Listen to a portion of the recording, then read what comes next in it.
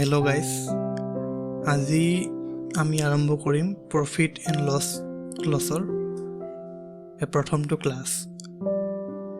ইয়াত মানে profit and loss আৰু লগতে ডিছকাউণ্টৰ প্ৰশ্নও থাকিব।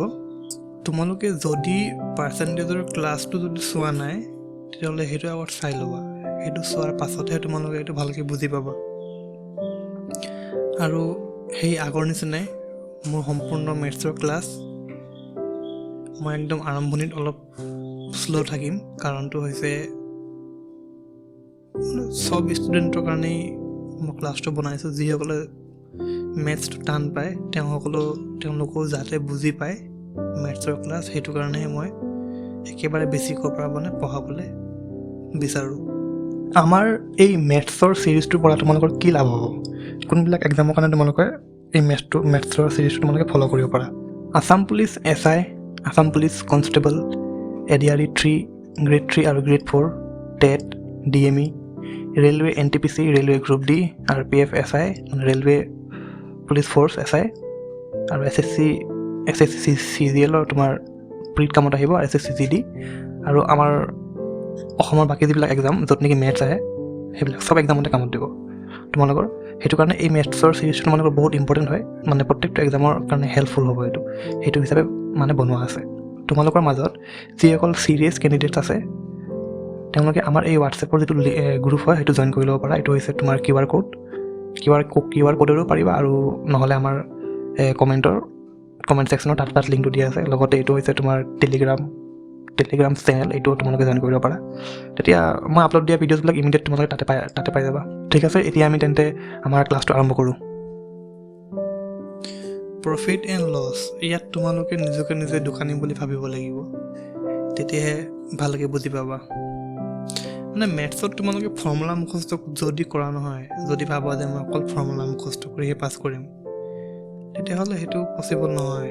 তোমালোকে বুজিব লাগিব প্ৰেক্টিকেলি, তেতিয়াহে মেথছটো ইজি লাগে, নহ'লে বহুত টান লাগিব তোমালোকৰ। মই সেইকাৰণে প্ৰেক্টিকেলি বুজাই যাম তোমালোকক। ইয়াত কৈছে when we buy something, যেতিয়া আমি কিবা এটা কিনো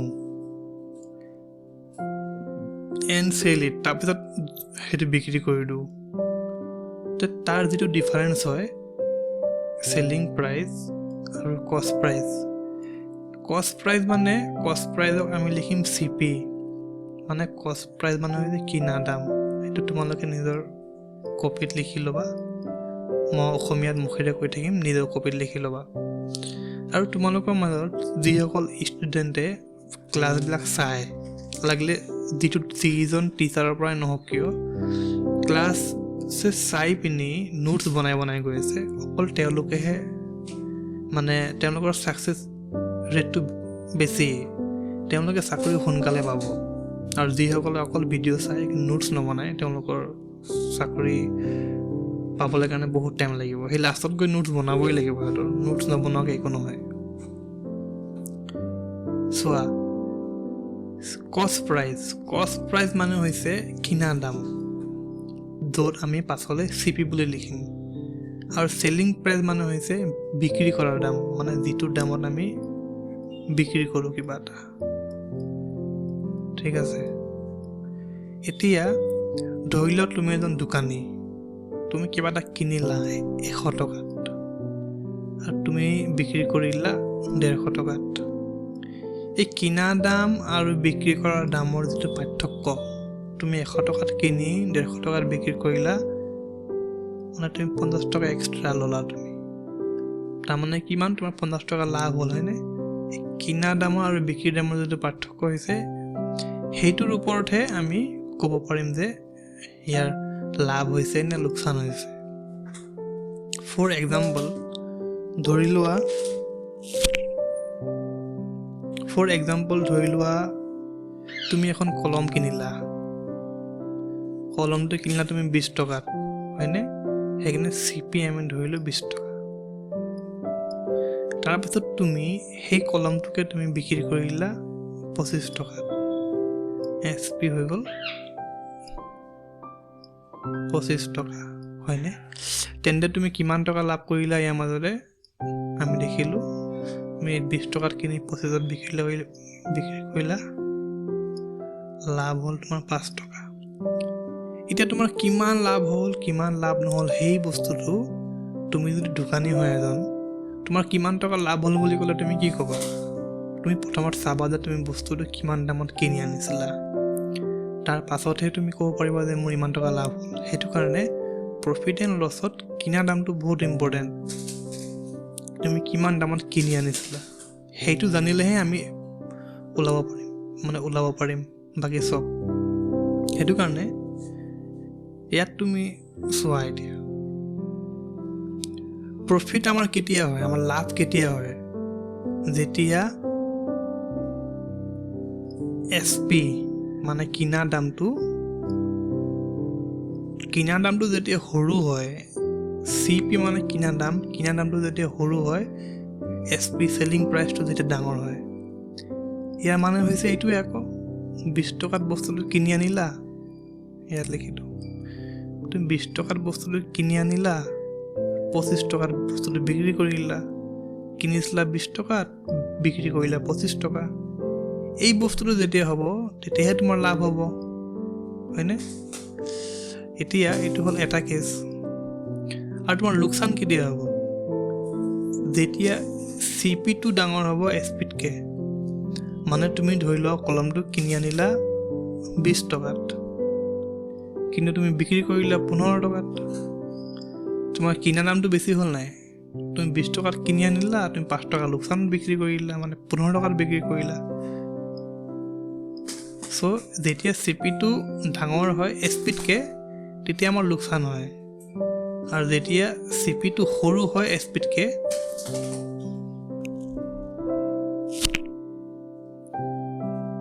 তেতিয়া আমাৰ লাভ হয়। এতিয়া 3 নম্বৰ কেছটো, তুমি ধৰি লোৱা বস্তু এটা কিনি আনিলা 20 টকাত আৰু তুমি বিক্ৰীও কৰি দিলা 20 টকাত। তুমি 20 টকাতে কিনিলা আৰু 20 টকাতে বিক্ৰী কৰিলা, তেন্তে তোমাৰ কি লাভ হ'ল? একোৱেই লাভ নহ'ল।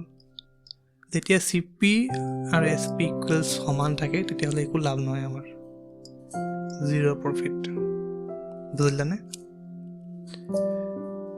এতিয়া এইটো হ'ল তোমাৰ প্ৰফিট ওলোৱা পাৰ্চেণ্টেজ, মানে আমি বিজনেছত কিমান টকা লাভ হ'ল, কি কথা কি বতৰা, সেইটো ওলাবৰ কাৰণে হ'লে আমি এইটো ফৰ্মুলা ইউজ কৰিব লাগে। কিন্তু ফৰ্মুলা মুখস্থ কৰাতকৈ বুজি ল'বা।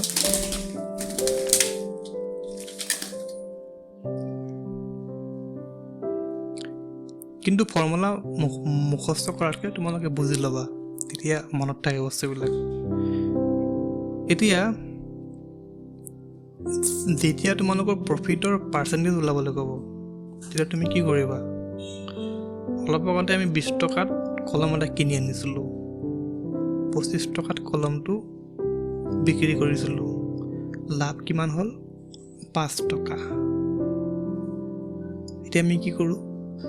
আমি সদায় কিনা দামৰ ওপৰতহে আমি গম পাম যে কিমান লাভ হ'ল কিমান লোকচান হ'ল। সেইটো কাৰণে সদায় কিনা দামটো দিবা তলত।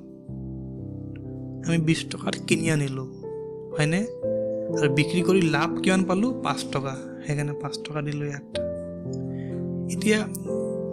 এতিয়া এই বস্তুটোৱে হয়, 20 টকাত কিনি আনিলোঁ, 5 টকাত বিক্ৰী কৰিলোঁ। আমাক এতিয়া পাৰ্চেণ্টেজ ওলাব লাগে, আৰু পাৰ্চেণ্টেজৰ কাৰণে একো নহয়, 100ৰে মাল্টিপ্লাই কৰি দিলে হৈ যায়। বাছ সিমানটোৱে কাম। এইটো 5 বাৰ গ'ল, 5 বাৰ 25%। এইটো হ'ল, বুজিলানে? এই ফৰ্মুলাটো এনেকৈ ইউজ কৰে। কিন্তু যেতিয়া লোকচান হয়, যেতিয়া তোমালোকৰ লোকচান হয়, তেতিয়া কি হ'ব? তুমি ধৰি লোৱা বস্তুটো কিনিলা 20 টকাত, বিক্ৰী কৰিলা 15 টকাত, 5 টকা কম হ'ল নাই? এইটো লছ হ'ল 5 টকা। চোৱা, মাইনাছটো মই এনেই লিখি দিছোঁ বুজি পাবৰ কাৰণে, ঠিক আছে? ইয়াত চোৱা, ইয়াত 5 টকা প্ৰফিট হৈছিলে কাৰণে মই প্ৰফিট লিখিলোঁ। ইয়াত 5 টকা তুমি কমন বিক্ৰী কৰিলা, চব লছ লিখিলোঁ। ইয়াতো একেই কথা, আমি কিনা দামৰ ওপৰতে লোকচান হ'ব, সেইকাৰণে কিনা দামটো দিম তলত। কিনিছিলোঁ 20 টকা, বিক্ৰী কৰিলোঁ 15 টকা, লোকচান কিমান হ'ল? 5 টকা। এইটো লছ হয়, এইটো আসলে প্ৰফিট। লছৰ দামো দিম ওপৰত আৰু 100ৰে পূৰণ কৰি দিম, একেই কথা। 5 যাব 25, ইয়াত 25% হৈছে লছ আৰু ইয়াত 25% হৈছে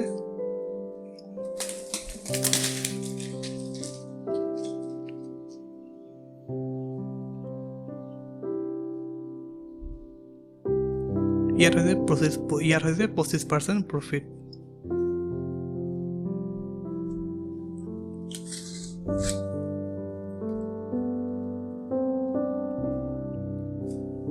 এইটো এক্সাম্পল দিয়া আছে, একেই কথা যিখিনি মই বুজালোঁ। এইটো তোমাৰ 120 টকাত কিনি আনিছে, তাৰপিছত তোমাৰ 120 টকাত বিক্ৰী কৰিছে, কিনা দামটো লেছ কৰিলে 20 টকা লাভ হ'ল। এইটো লোকচানৰ ক্ষেত্ৰত। আমি এতিয়া প্ৰশ্নৰ মাধ্যমেৰে অলপ বুজিবলৈ চেষ্টা কৰোঁ। ধৰি লোৱা তুমি এজন দোকানী, এতিয়া বিশাল মেগামাৰ্টৰ মেনেজাৰ তুমি এতিয়া, ঠিক আছে। তুমি এখন চাৰ্ট কিনি আনিলা 500 টকাত। A shopkeeper buys a shirt for 500, মানে এটা দোকানীয়ে তুমি মানে 500 টকাত চাৰ্ট এখন কিনি আনিলা, CP 500, তুমি বিক্ৰী কৰিলা 600 টকা, মানে চেলিং প্ৰাইচ 600 টকা। ইয়াত আমি কি দেখিলোঁ, প্ৰফিট কিমান পালা তুমি? 500 টকাত কিনি 600 টকাত বিক্ৰী কৰিলা, মানে 100 টকা তোমাৰ লাভ হ'ল। চ' ইয়াত আমাক কি ওলাব গৈছে? Find the profit. আমি প্ৰফিটটো ওলালোঁ 100 টকা, হয়নে? কিন্তু আমাক প্ৰফিট পাৰ্চেণ্টেজ ওলাব গৈছে। এতিয়া প্ৰফিট পাৰ্চেণ্টেজ আমি কেনেকৈ ওলাওঁ? তলত দিওঁ আমি কিনা দাম, 500 টকাত কিনিছিলোঁ, 600 টকাত বিক্ৰী কৰিলোঁ, 100 টকা লাভ হ'ল। সেইকাৰণে 100 টকাৰ ওপৰত 100ৰে পূৰণ কৰি দিলোঁ, 2 শূন্য গ'ল।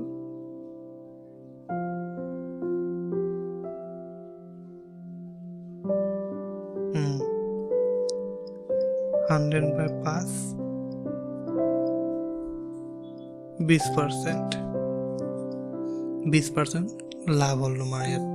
ঠিক তেনেদৰে এইটো চোৱা, তুমি এতিয়া বিশাল মেগামাৰ্টৰ কামটো এৰি দিলা, তুমি এতিয়া কিতাপ দোকানত আছা, কিতাপ এখন দোকান খুলিলা তুমি।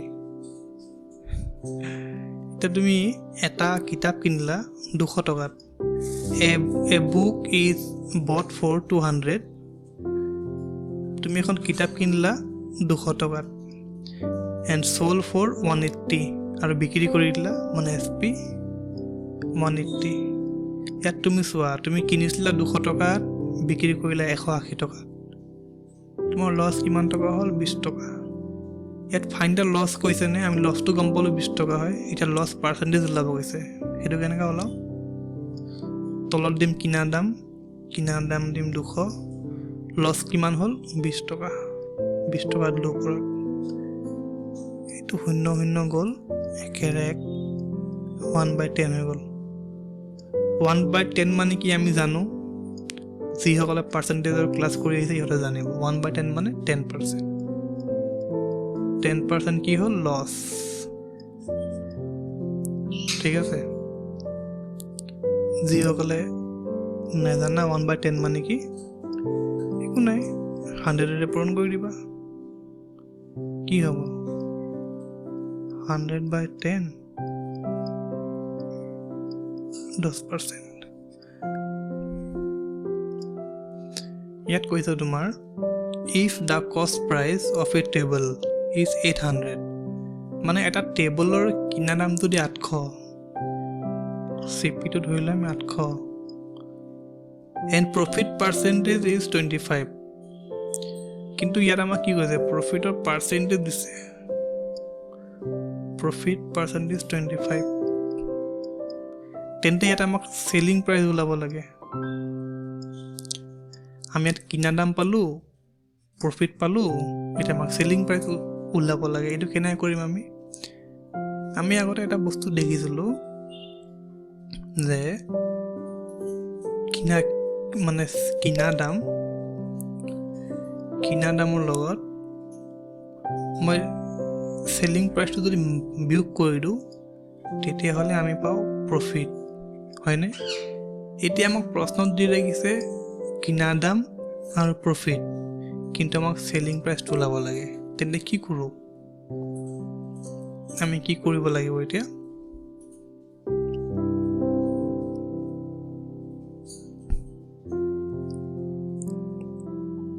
তুমি বস্তুটো কিনি আনিলা, হয়নে? কিনা দামৰ লগত তুমি কিবা এটা প্ৰফিট পালা। কিনা দামৰ লগত তুমি কিবা এটা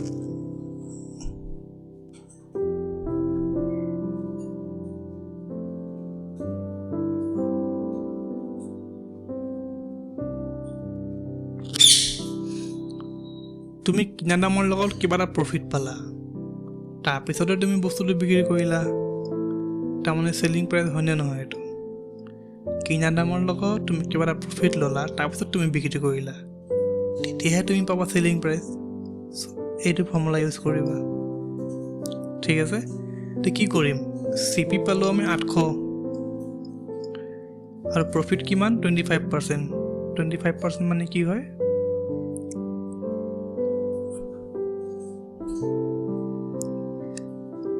25%, হয়নে? তেতিয়া তুমি SP পাবা, হয়নে? 25% বা পাৰ্চেণ্টটো যদি আমি আঁতৰাই দিওঁ তলত এটা 100 এটা আহিব, হয়নে? 0 গ'ল,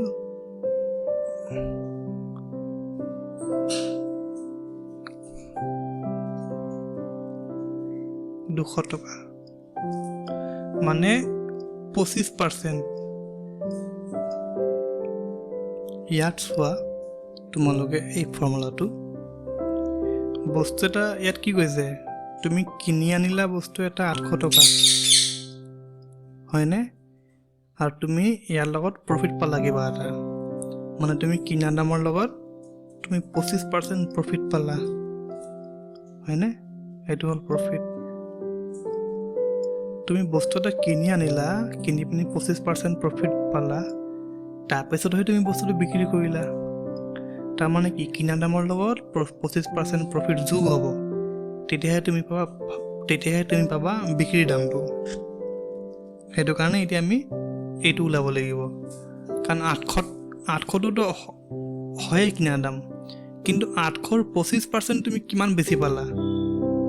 800ৰ 25% ওলাব হ'লে এইটো 800 দিবা, লগতে 25% দিবা। 800ৰ 25% কেনেকৈ ওলাম আমি এতিয়া? 825/100। এইবিলাক প্ৰশ্ন ইমানকৈ পাতি থকা দৰকাৰ নাই, কিন্তু মই বুজাই আছোঁ কাৰণেহে তোমালোকক ছল্ভ কৰি দেখাই আছোঁ। 800ৰ 25% হ'ব কিমান? 200। আমি কি পালোঁ? কিনা দামটো হৈছে 800 টকা, 800ৰ 25% পালোঁ কিমান? আমি 200 টকা। এইটো হ'ব বিক্ৰী কৰাৰ দাম, মানে 1000 টকা। মানে কি হ'ল? 800 টকাত কিনি আনিলা আৰু তুমি 1000 টকাত বিক্ৰী কৰিলা, তেতিয়াহে তোমাৰ 25% প্ৰফিট হ'ব, ঠিক আছে? নেক্সট প্ৰশ্ন, ইয়াত কি কৈছে? এটা ট্ৰেডাৰ buys 3 পেন। এজন ট্ৰেডাৰে 3টা কলম কিনিছে, প্ৰত্যেকটো 20 টকাকৈ। মানে এটা কলম যদি 20 টকা হয়, তেন্তে তোমাৰ এটা কলম যদি 20 টকা হয়, 3টা কলম কিমান হ'ব? 60 টকা। মানে তুমি 60 টকাত 3টা কলম কিনি আনিলা, আৰু কৈছে এণ্ড চেলছ ডেম ফৰ 25 ইচ। আৰু তুমি কি কৰিলা? ইহঁতক বিক্ৰী কৰিলা SP 25 টকাকৈ বিক্ৰী কৰিলা 3টা। কিমান টকা পালা তুমি? 75 টকা। এতিয়া ইয়াত কৈছে তোমাক ফাইন দ্য টোটেল প্ৰফিট। 60 টকাত কিনি আনিলা, 75 টকাত বিক্ৰী কৰিলা, তাৰমানে তুমি লাভ কিমান পালা? 15 টকা। 15 টকা লাভ পালা। এতিয়া তোমাক কি সুধিছে? প্ৰফিট পাৰ্চেণ্টেজ ওলাব লাগে, হয়নে? প্ৰফিট পাৰ্চেণ্টেজ ওলাবৰ কাৰণে হ'লে তলত দিম কিনা দাম, কিনি আনিছিলোঁ 60 টকা, আমি লাভ পালোঁ কিমান 15 টকা। পাৰ্চেণ্টেজ ওলাবৰ কাৰণে একো নহয়, 100ৰে পূৰণ কৰি দিবা, হৈ যাব। এতিয়া এইটো সলভ কৰি দিবা।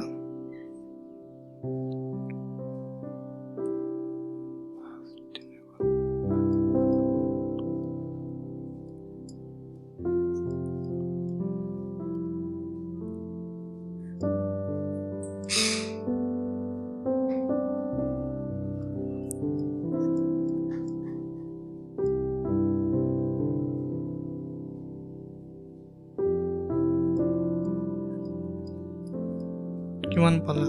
25%। 25% তোমাৰ প্ৰফিট হ'ব। 60 টকা কিনিছিলা, 15 টকাত লাভত বিক্ৰী কৰিলা। এইটো 5ৰে 3বাৰ গ'ল, এইটো 5ৰে কিমান যাব? এবাৰ, দুবাৰ, 12 বাৰ।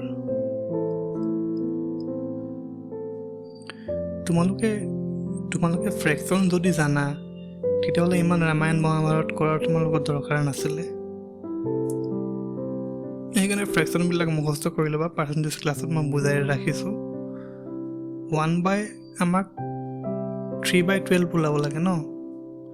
1/12 মানে কি? 1/12 মানে হৈছে 8, 1/3। ঠিক আছে, এতিয়া আমাক 3/12 লাগে কাৰণে আমি 3ৰে পূৰণ কৰি দিম। 3ৰে পূৰণ কৰিলে 3ৰে এবাৰ ইয়াক পূৰণ কৰিম, 3 এবাৰ ইয়াক পূৰণ কৰিম। কিমান হ'ব? 3 × 8 = 24, আৰু 3 আৰু 3 এইফালে যাব, এইটো এবাৰ যাব, মানে 1 হ'ব। 24 + 1 25। ইমান ৰামায়ণ মহাভাৰত কৰাৰ দৰকাৰ নাছিলে যদি ফ্ৰেকশ্যন জানা, নহ'লে এনেকৈ কৰিব লাগিব। সেইকাৰণে পাৰ্চেণ্টেজ ক্লাছটো চাবা। লগতে ইয়াত তোমালোকে বুজা, ইয়াত চোৱা, প্ৰফিট 15% মানে আমি বেলেগ ধৰণে বুজিব পাৰোঁ। 15% মানে কি? এই তোমাৰ লিখা আছে 15% মানে কি? পাৰ্চেণ্টটো আমি আঁতৰাই পিনি তলত 100 দি দিম। এইটো প্ৰফিট বুলি কৈছেনে?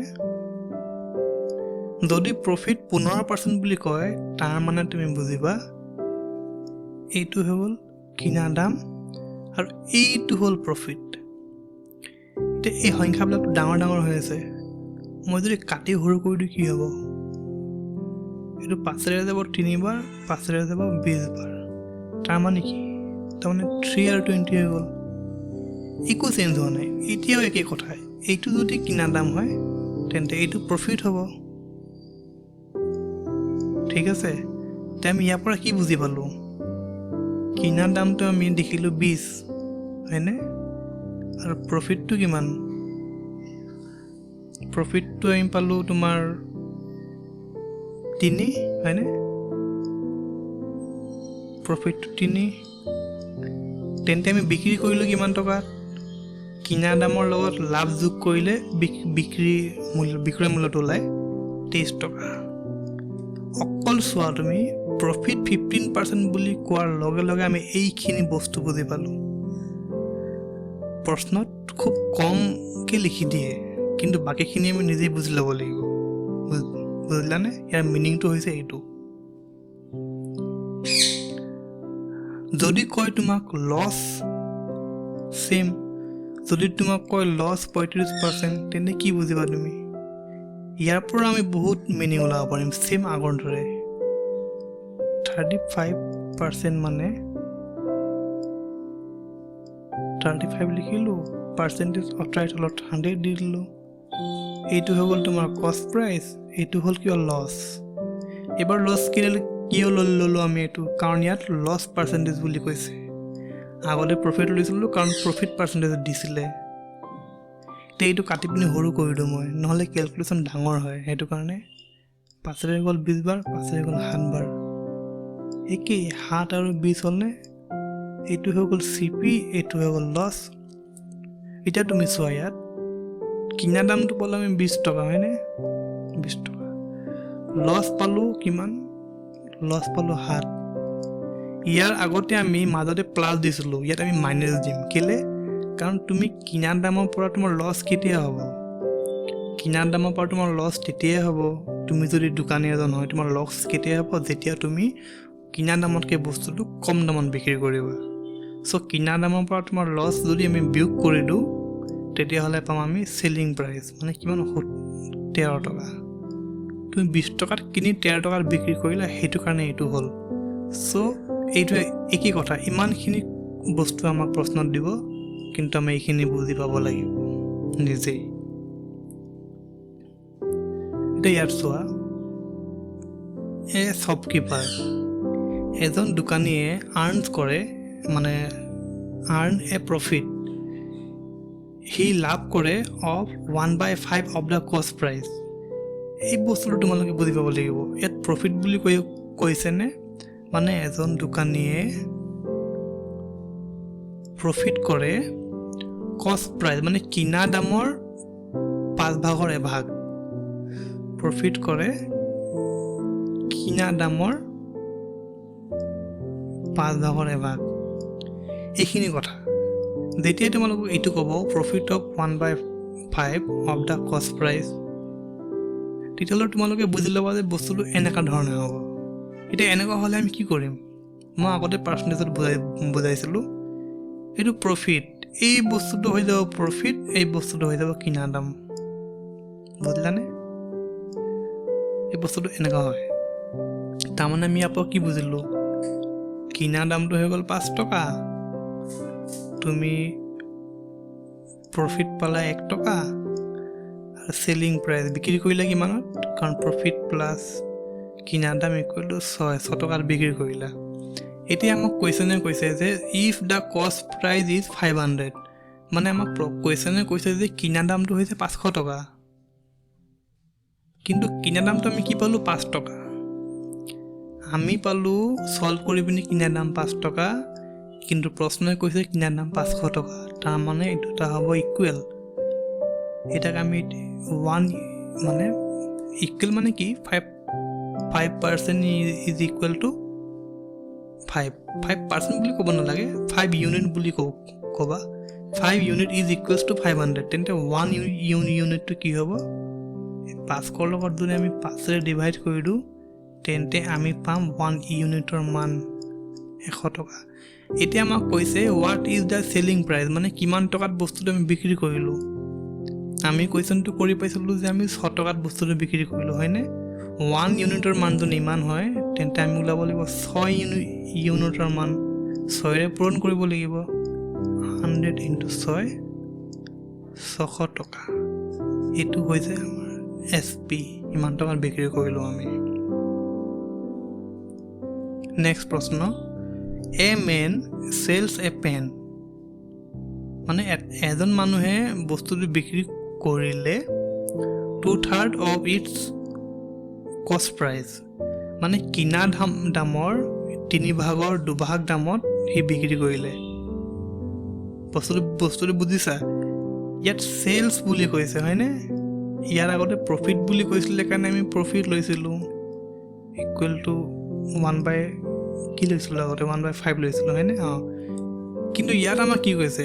চেলছ কৰিছে, সি বিক্ৰী কৰিছে, কিন্তু কিমান?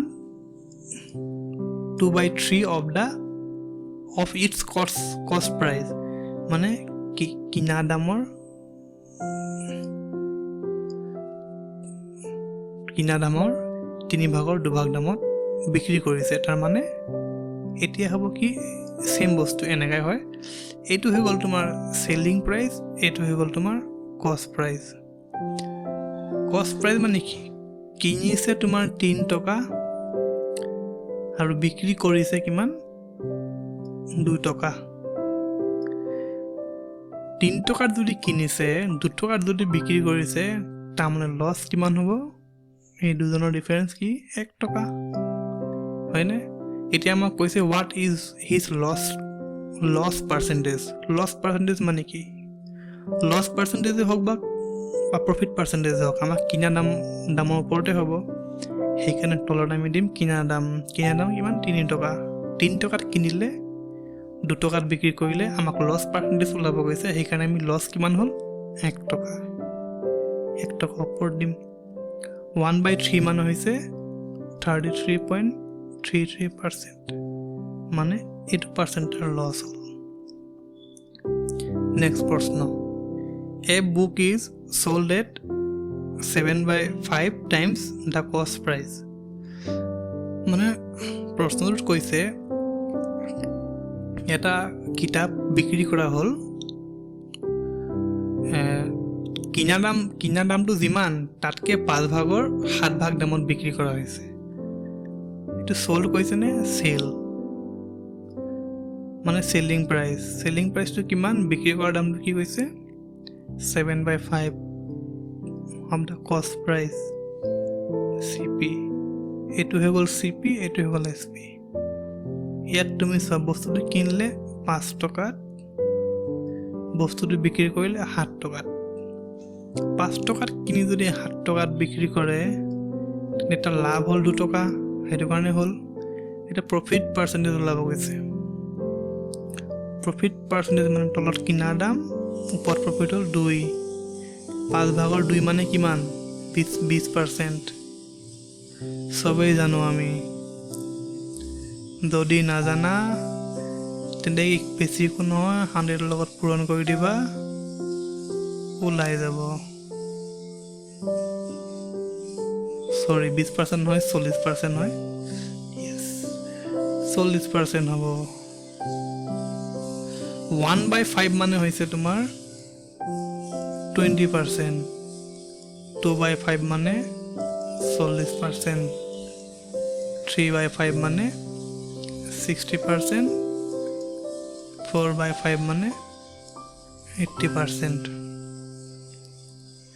এতিয়া নেক্সট প্ৰশ্ন এ trader buys rice for 800 rupees মানে এজনে ধৰি লও তুমিয়ে হয় তুমি 800 টকাত চাউল কিনিলা এজন দোকানীয়ে 800 টকাৰ চাউল কিনিলে আৰু বিক্ৰী কৰিছে profit of 3/10 of the cost price profit কৰিছে কিমান profit কৰিছে of the 3/10 of the cost price 3/10 of the cost price ইয়াত আমি দেখিলো এটো profit হ'ব এটো cost price হ'ব হয়নে ইয়াত কি কৈছে what is the selling price আমাক এটা selling price ওলাব লাগে সোয়া কিনা দামটো তো আমি এটো জানোৱে হয়নে এতিয়া আমি কি হল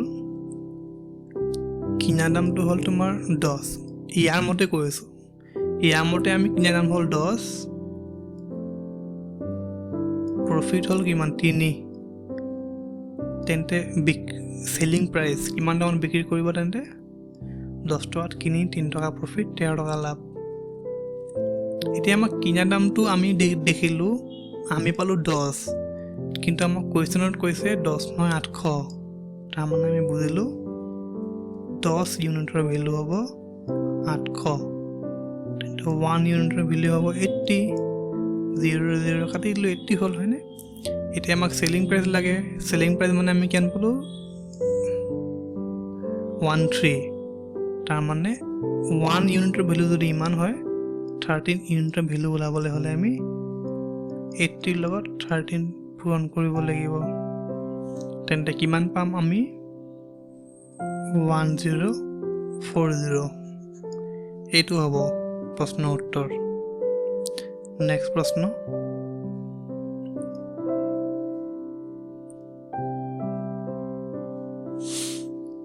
A share is bought for 600 rupees মানে এখন share কিনা হল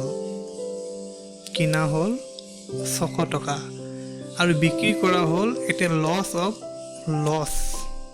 লসত বিক্ৰী কৰা হল এতে loss of 1/8 of the cost price এটা ইয়াত তুমি চোৱা এটো হল লস এটো হল CP বস্তুটোৰ কিনা দামটো হল 8 টকা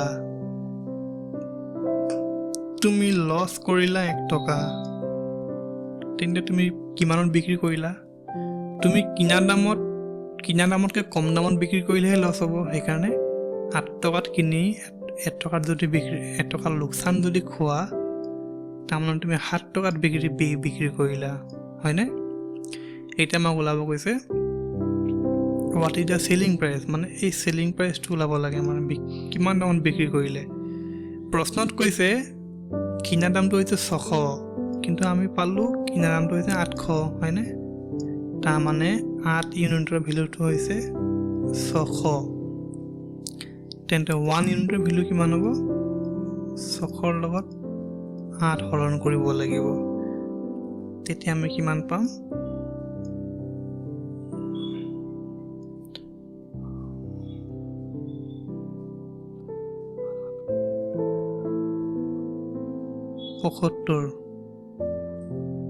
ঠিক আছে আমাক এটা কিমান ল'ব লাগে সেলিং প্ৰাইস মানে হৈছে 7 তাৰমানে আমি 7ৰে পূৰণ কৰিব লাগিব 7ৰে পূৰণ কৰিলে কিমান পাম উত্তৰটো 525 নেক্সট প্ৰশ্ন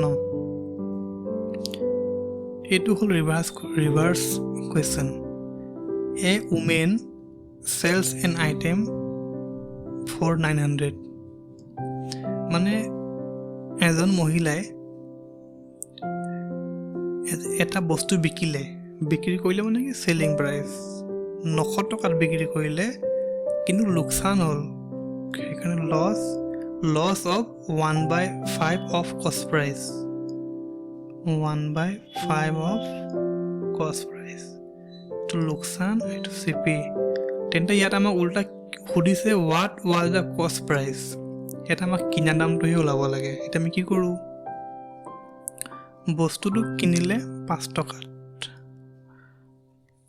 লোকসান হ'ল কিমান 1 টকা 5 টকাত কিনি 1 টকা লোকসান হ'ল তাৰমানে 4 টকাত বিক্ৰী কৰিলে হয়নে এতিয়া ইয়াত আমাক প্ৰশ্ন দিছে বিক্ৰী কৰা দাম 900 কিন্তু আমি বিক্ৰী কৰা দাম পালো 400 তাৰমানে কি 4 ইউনিটৰ মান হৈছে 900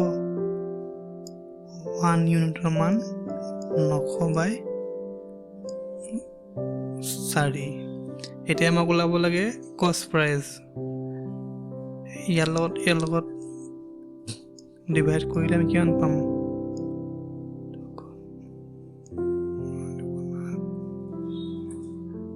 225 কষ্ট প্ৰাইস ওলাবলৈ কৈছে যে আমাক কষ্ট প্ৰাইস ওলাবলৈ কৈছে কিনা দামটো কিমান 5 সেইকাৰণে আমি ইয়াত 5ৰে পূৰণ কৰিব লাগিব 225 into 5 কিমান পালো আমি 1125 এইটো হৈছে এইটো প্ৰশ্নৰ উত্তৰ নেক্সট প্ৰশ্ন a mobile is sold at 5/4 of its cost price মানে এটা মোবাইল বিক্ৰী কৰা হ'ল কিমান SP মানে SP কিমান হ'ল 5/4 of its cost price মানে CP এইটো হ'ল SP এইটো হ'ল CP তেম কি পালো ইয়াত কিনিছিলে তোমাৰ 4 টকা আৰু বিক্ৰী কৰিলে 5 টকাত 4 টকাত কিনি 5 টকাত বিক্ৰী কৰিলে তাৰ মানে প্ৰফিট হ'ল 1 টকা তেতিয়াহে 5 টকা হ'ব হয়নে এটা কি কৈছে if the selling price is 20,000 মানে আমি পালো selling price 5 কিন্তু কৈছে selling price 20,000 what is the profit এটা আমাক প্ৰফিট ওলাব লাগে তাৰমানে 5 ইউনিটৰ মান যদি 20,000 হয় 1 ইউনিটৰ মান কিমান হ'ব এইবিলাক মুখে কৰিব পাৰি মই তোমালোকক একেবাৰে কৰিহে দেখাই দিছো 1 ইউনিটৰ মান পালো আমি 4,000 হয়নে এটা কৈছে what is the profit কিমান হ'ল তেন্তে প্ৰফিটৰ কাৰণে আমাৰ কি লাগিব আমাক লাগিব কিনা দাম হয়নে কিনা দামটো কিমান লিখা আছে 4 ইউনিট 1 ইউনিটৰ মান যদি 4000 হয় 4 ইউনিটৰ মান হ'ব 16000 এইটো হ'ল CP হয়নে আৰু আমাক কৈছে প্ৰফিট 1 ইউনিটৰ মানটো এইটো হয় তাৰমানে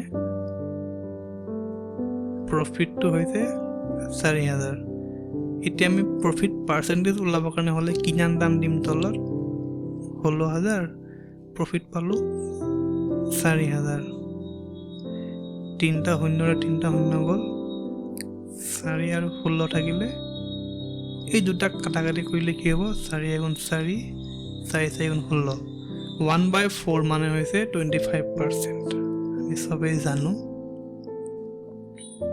ঠিক আছে যদি নাজানা 100 পূৰণ কৰি দিবা ওলাই যাব নেক্সট প্ৰশ্ন এতিয়া এইটো ডিসকাউন্টৰ অলপ মই তোমালোকক বুজাই দিছো কেনেকা হয় ধৰি লোৱা তোমাৰ এখন দোকান আছে দোকানত তুমি কিবা এটা বস্তু ধৰি লোৱা MRP লিখা আছে 100 টকা তাত তুমি যদি 10 টকা এটা ডিসকাউন্ট দিয়া তেতিয়া তুমি কি পাবা সেলিং প্রাইস মানে তুমি ধৰা এটা দোকানী হয় এজন 100 টকা বস্তু তুমি 10 টকা ডিসকাউন্ট দি তাক বিক্ৰী কৰিলা সেইটো তেতিয়া হ'লে আমাৰ সেলিং প্ৰাইস MRP লগত ডিসকাউন্ট মাইনাস কৰিলে সেলিং প্ৰাইস ওলাই ঠিক আছে কিন্তু ডিসকাউন্ট ওলাবৰ কাৰণে হ'লে আমি কি কৰিম এইটো চোৱা MRP minus discount is equal to selling price হৈছে নে এটা আমাক যদি ডিসকাউন্ট ওলাব লাগে আমি কি কৰিম MRP ইয়াত থাকিব এই ডিসকাউন্ট হেতু বৰ্ডাৰৰ হেতু পাৰ লৈ যাম ডিসকাউন্ট ইয়াত মাইনাসত হৈ আছে নে তাতকৈ প্লাসত হৈ যাব ডিসকাউন্ট ইয়াত সেলিং প্ৰাইস টো আগত একো নাই তাৰ মানে এইটো প্লাসত হৈ আছে এইটো মাইনাসত হৈ যাব যদি ইফালে লৈ হ'ব বৰ্ডাৰৰ ইয়াক মই বৰ্ডাৰৰ এইটো ফালে লৈ আহিলো মাইনাসত SP হৈ গ'ল এইবিলাক ফৰ্মুলা পাছত কি বুজিবা এতিয়া মই প্ৰশ্ন কৰি আছো দা মাৰ্ক প্ৰাইস এই মাৰ্ক প্ৰাইস মানে কি মাৰ্ক প্ৰাইস মানে হৈছে MRP যিটো দাম শো হৈ থাকে আমি যেতিয়া মাৰ্কেটত যাও MRP পাও ন এটো কিমান টকা সেইটোৱে কয় mark price the mark price of a t-shirt is 800 মই MP বুলি লিখিছো MP 800 টকা এটা ডিসকাউন্ট দিয়া হল অফ 10% মানে এই 800 টকাৰ ওপৰত তোমাৰ 10% ডিসকাউন্ট মানে কি -10% দিয়া হল তেন্তে সেলিং প্রাইস কি হ'ব সেইটো বুজিছে মানে বেছি একো নহয় এই 800 টকাৰ 10% উলাই মাইনাস কৰিলে হৈ গ'ল তে 800 টকাৰ 10% টো কিমান হ'ব 800 টকাৰ লগত পূৰণ 10% এইটো হয় 800 10/100 কিমান পালো 80 মানে 800 10% টো হ'ব 80 এইটো 800 10% টো হ'ল 80 যদি মাইনাস কৰি দিও SP পাই যাম আমি কিমান হ'ব 720 মানে 720 টকাত বিক্ৰী কৰিলে বস্তুটো নেক্সট প্ৰশ্ন A book has a mark price of 500 এটা কিতাপৰ MP mark price যদি 500 হয় if a 15% discount is offered যদি ইয়াত 15% discount দিয়া হয় how much discount will customer charge customer get মানে 15% যদি ডিসকাউন্ট দিয়া হয় তেন্তে কাস্টমাৰ কিমান টকা মানে ডিসকাউন্ট পালে এটো পাৰ্সেন্টেজতে কৈছে তেমা ওলাব লাগিব এই 500 টকাৰ 500 টকাৰ 15%, কাৰণ যিটো বস্তু আমি যেতিয়া বজাৰত কিনিব যাওঁ বস্তু এটা যিটো দাম লিখা থাকে, ধৰি লওক 100 টকা লিখা আছে, আমাক যদি কয় 10% ডিছকাউণ্ট দিম, তাৰমানে 100 টকাৰ 10% কিমান হ'ব? 10 টকা হ'ব, হয়নে? সেইটো কথা কৈছে। এতিয়া 500 টকাৰ ওপৰত যদি 15% ডিছকাউণ্ট দিয়ে, তেন্তে কিমান টকা ডিছকাউণ্ট পাব? বেছি একো নহয়, একদম এনেকৈ লিখি গৈ থাকিবা। এতিয়া যদি এনেকুৱাকৈ পঢ়া, তেতিয়াহ'লে তোমালোকৰ কি হ'ব? পাছতকৈ পেন চুবই নালাগে, ডাইৰেক্ট এনচাৰ কৰিবা। 2 0 গ'ল, 5 × 15, 5 × 15 কিমান হ'ব? 75, মানে 75 টকা ডিছকাউণ্টটো পাব, ঠিক আছে। How much discount will the customer get? এটা হ'ল এইটো, আৰু ইয়াত কি কৈছে? What will be the final price? তেন্তে ফাইনেল প্ৰাইচ কিমান হ'ব? বস্তুটোৰ দাম আছিলে 500 টকা, মই ডিছকাউণ্ট পালোঁ 75, মানে মই এতিয়া কিমান পে'মেণ্ট কৰিম? 425, সেইটো হয়। ইমান টকা আমি ডিছকাউণ্ট পালোঁ, ইমান টকা আমি পে' কৰিলোঁ। নেক্সট প্ৰশ্ন, এ store অফাৰ্ছ a 20% discount on all item. If the mark price of shoes is 1500, how much will a customer pay after discount? একই কথা, আগৰ নিচিনাই। মানে বস্তুটোৰ MRP হ'ল 1500 টকা, এতিয়া ডিছকাউণ্ট দিলে তাত 20%, তেন্তে ডিছকাউণ্টটো পোৱাৰ পাছত সেই মানুহজনে কিমান টকা পে' কৰিব? মানে MP minus discount equal to SP। এতিয়া আমাৰ 1500 টকাৰ 20% ওলাব লাগে। এই 1500 টকাৰ এই প্ৰশ্নটো কৰাৰ মই আৰু এটা চলিউশ্যন দি আছোঁ, এইটো মই কৰি দেখাই দিওঁ, তেতিয়া তোমাৰ একেবাৰতে ওলাই যাব। 1500ৰ 20% মানে কি?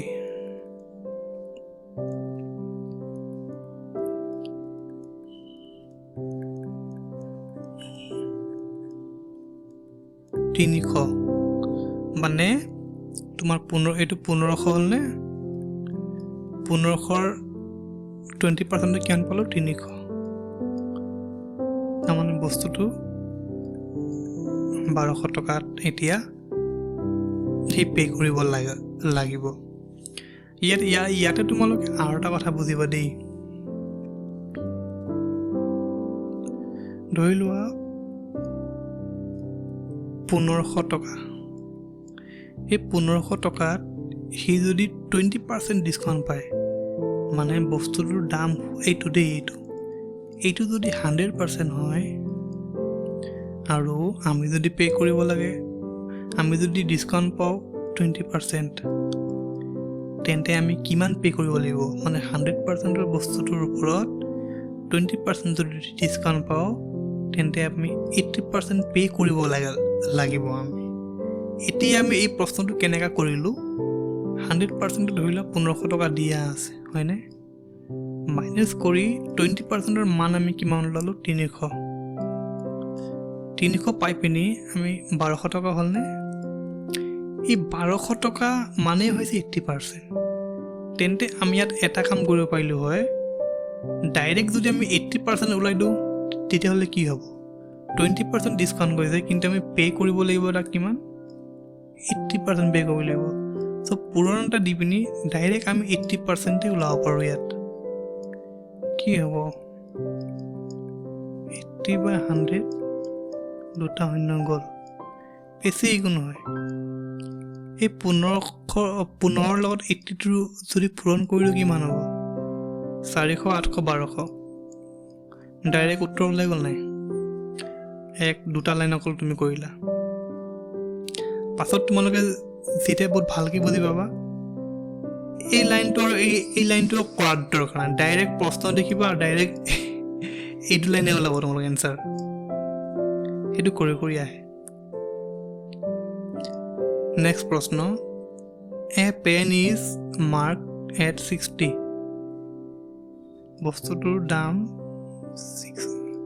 60 মাৰ্ক কৰা আছে but it is sold at 48 কিন্তু সি বিক্ৰী কৰিলে 48 what is discount was given what discount percent was given এতিয়া চোৱা এইটো হৈছে তুমি ধৰা দোকানী এতিয়া এই 60 টকাৰ কলমটো যদি তুমি 48 টকাত যদি বিক্ৰী কৰিলা তুমি কিমান ডিসকাউন্ট দিলা 12 টকা এতিয়া আমাক কৈছে কিমান পাৰ্সেন্ট ডিসকাউন্টটো দিয়া হ'ল এতিয়া এটা কথা মনত ৰাখিবা ইমান দিনে আমি প্ৰফিট আৰু লছ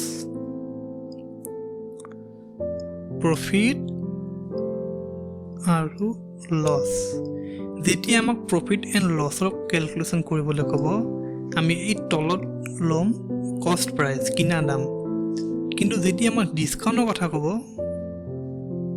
তেতিয়া আমি তলত লম এমআৰপি কাৰণ ইয়াত আমাক সুধিছে তোমাৰ ওচৰত দোকানত যদি কোনোবা কিবা ল'বলৈ আহে তোমাক বস্তুটো যদি দেখে 1000 টকা তোমাক কি ক'ব দাদা অলপ মোক ডিসকাউন্ট দিয়ক তুমি ডিসকাউন্ট কিহৰ ওপৰত দিবা তোমাৰ এমআৰপি যিমান বস্তুৰ দাম হ'ব হেইটোৰ ওপৰতে তুমি ডিসকাউন্ট দিবা 1000 টকাত তুমি 10% ডিসকাউন্ট দিলা 1000 টকাত তুমি 100 ডিসকাউন্ট দিবা তেতিয়াহে তুমি কি পাবা 90 এইটো হ'ল এমআৰপি ওপৰত তুমি ডিসকাউন্ট দিবা তাৰপিছতে তুমি সেলিং প্ৰাইস পাবা ঠিক তেনেকৈ সেইটো কাৰণে আমি ইয়াত তলত দিব লাগে মাৰ্ক প্ৰাইস কিমান এমআৰপি কিমান 60 ডিসকাউন্ট দিলে কিমান 12 কিমান দিব 1/5 1/5 মানে কি হয় অলপ আগত বুজাইছিলো নে মই 20% মানে 20% ডিসকাউন্ট দিয়া হৈছিল এতিয়া এইখিনি প্ৰশ্ন মই আজি নুবুজাও কালি বুজাম তোমালোকৰ যদি এইটো ভিডিঅ' পৰা কিবা যদি শিকিব পাৰিছা তেন্তে মোক কমেন্ট দিবা আৰু লাইক দিবা তেতিয়া মানে চেনেলটো অলপ গ্ৰোথ হ'ব মোৰ আৰু এটা কথা মই ভিডিঅ'টো অলপ স্লোকে যাম একদম সম্পূৰ্ণ বেসিকতে যাম সো তোমালোকো যিসকলৰ অলপ বেছি স্লো যেন অনুভৱ হয় তোমালোকে অলপ ফাষ্ট কৰি চাই ল'বা